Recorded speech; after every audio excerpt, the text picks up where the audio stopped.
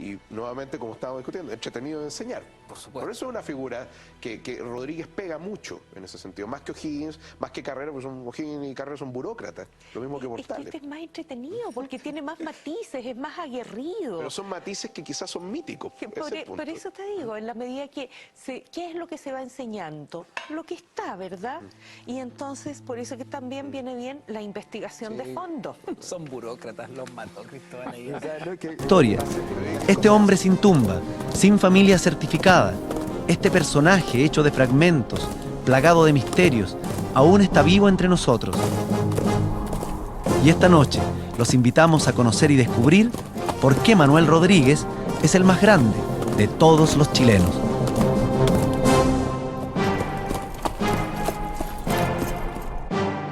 La historia del guerrillero es necesario contar, y el poeta popular sin duda es el más certero para caminar el sendero que caminó este caudillo, hombre del pueblo sencillo que atravesó las montañas para cumplir con la hazaña que dio a Chile nuevo brillo.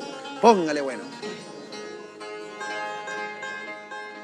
La voz de Manuel Rodríguez, la voz de Manuel Rodríguez, aún el pueblo la escucha y le da fuerza en la lucha contra los que lo persiguen. ¿Qué representa para usted Manuel Rodríguez? Lo que sé yo, a pesar que tengo poco estudio, es un hombre muy astuto. Hombre de pueblo, ¿no? De lucha. El tipo que nos representa habitualmente en el almacén, en la calle, qué sé yo, en la vereda del frente. Uno de los grandes luchadores por la independencia de Chile. Se burlaba de los que lo andaban persiguiendo. Él, pongámoslo que aquí está lleno que lo andaban buscando y está ahí mismo. ¿Ya? No lo cachaba. Eso es lo que te ¿Por qué se disfrazaba? Se disfrazaba. Bueno, Manuel Rodríguez fue un gran guerrillero. Un gran guerrillero. Claro. Esa es la gracia, que la chispa del chileno que somos todos iguales actualmente como estamos. Pero la Manuel Rodríguez tuvo esa astucia que yo creo que no hay otra persona como él. El padre lo mató. El verdadero padre lo mató. Lo mataron, lo asesinaron. Ahí, en Tuntil, cerquita. Ahí está el cementerio general, vamos a estar los patriotas. No alcanzó a llegar aquí a la Piojera.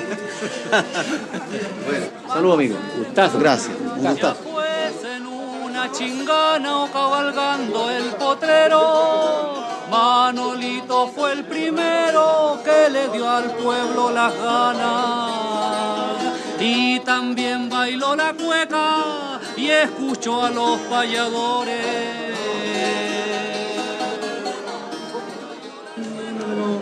Grandes luchadores por la independencia de Chile.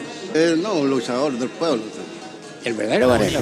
Mil caras y todo. Y que tiene mucho que ver con esa idea romántica que a través de canciones, a través de cuentos, a través de la cultura popular. De poemas. De poemas, etcétera. Manuel Rodríguez se ha convertido en el Zorro / en el Batman de la independencia. Si uno revisa lo que se escribía Manuel Rodríguez en la época, se le atribuían poderes sobrenaturales, que se convertía en duende, que hablaba con los animales, que se tiraba desde los acantilados y se convertía en halcón. Era un superhéroe. ¿Te fijáis?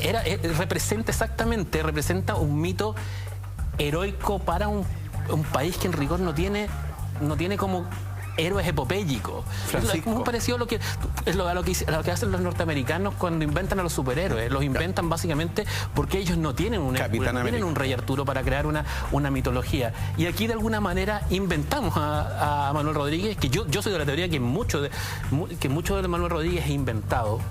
Acá, Francisco, yo le cuento, a mí me emplazó un investigador y le dijo así. Me dijo, hay gente que dice, y me lo atribuía a mí, que Manuel Rodríguez no existió. En septiembre, el día de la independencia de nuestro país, ¿realmente existió Manuel Rodríguez? Manuel Rodríguez es parte del folclore nacional.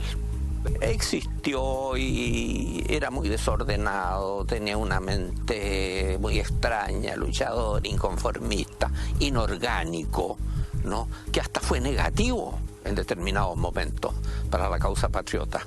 De Manuel Rodríguez se han contado cientos de leyendas. Mi abuelo me contaba leyendas sobre que acarreaba piedras de los cerros para hacer sonar y hacer creer a los realistas de que habían caballos que venían bajando desde los cerros con soldados patriotas. Se ha exagerado tremendamente Manuel Rodríguez.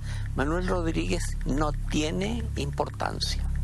de puesto plata. Es curioso. Vimos, y era justamente la sentencia a muerte a uno de los Larraín después del motín de los Larraínes en 1802. Era efectivamente eso, y me dio la razón. Me dijo, bueno, en realidad hay que saber mejor sobre Manuel Rodríguez. Entonces, Manuel Rodríguez, un hombre de poder, un abogadillo que nunca se tituló, y ya que usted menciona, y esto me lo mencionó un día el profesor Gabriel Salazar. A ver. Me dijo Salazar, mira, de Manuel Rodríguez incluso se robaron su libreta de servicio en el ejército. Yo dije, ese hombre nunca luchó, ese hombre nunca estuvo en un regimiento. Entonces dicen, ¿y el regimiento lo usaré de la muerte? Ese es un regimiento de fantasía, donde el único que tenía el uniforme con las calaveras es Manuel Rodríguez, que se lo mandó a hacer.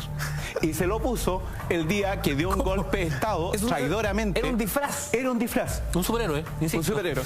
Es un mito. Era una capa. Se pone el uniforme el día que da el golpe de Estado. No, el golpe de Estado, cuando llegan las noticias a Santiago de que el ejército O'Higgins y San Martín ha sido derrotado en Cancha Rayada, y que O'Higgins está muerto y San Martín huyó hacia Argentina, hacia Mendoza. El profesor León, y entonces está matando acá un mito. No, claro. No, yo no sé qué hacemos con el billete de 2 lucas, ponemos o con Benjamín Vicuña. Yo estoy perdiendo a todos mis amigos izquierdos aquí. Todos los rodriguistas. Pero no, hay que decir la verdad, porque la verdad es, ¿por qué se inventa el mito? Esa es la pregunta que se debe hacer el historiador. Y el mito se inventa porque hay 50 líderes guerrilleros que efectivamente lucharon por el pueblo y que fueron borrados de la historia. Si a ustedes les menciono a Atanasio Muñoz, a Francisco Soto, si les menciona a cualquiera, incluso al cura Ferrebú, no tienen idea quiénes son. Eran los jefes de las guerrillas populares, reales y efectivas, que pusieron en jaque al Estado oligárquico de la época. Pero entonces en la construcción de relato, como dijimos al principio, no conviene mencionarlos porque usted no le va a entregar gente que efectivamente luchó exitosamente contra los sujetos que tenían el poder. No lo va a entregar, no le va a entregar esa imagen al pueblo, le entrega... Respecto de Manuel Rodríguez, don Gabriel Salazar, ¿por qué siempre se habla de esta suerte de empatía que tenía con el pueblo Manuel Rodríguez? Bueno, yo diría básicamente porque, a diferencia de Carrera y de O'Higgins, Manuel Rodríguez estudió en la universidad, el único, y tenía título de abogado. Postuló incluso y fue profesor de la Universidad de San Felipe en las cátedras de Derecho, no sé si Derecho Canónico también, pero ahí sí. Y de acuerdo a los testimonios que dejaron los profesores de Manuel Rodríguez en la universidad, todos coinciden que era un brillantísimo alumno de esa universidad.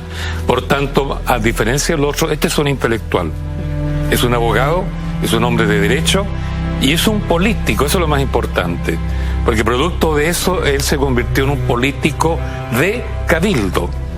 Hay que tomar en cuenta que los cabildos fue durante siglos el órgano directo de la soberanía popular, de la soberanía ciudadana de los pueblos, ¿no?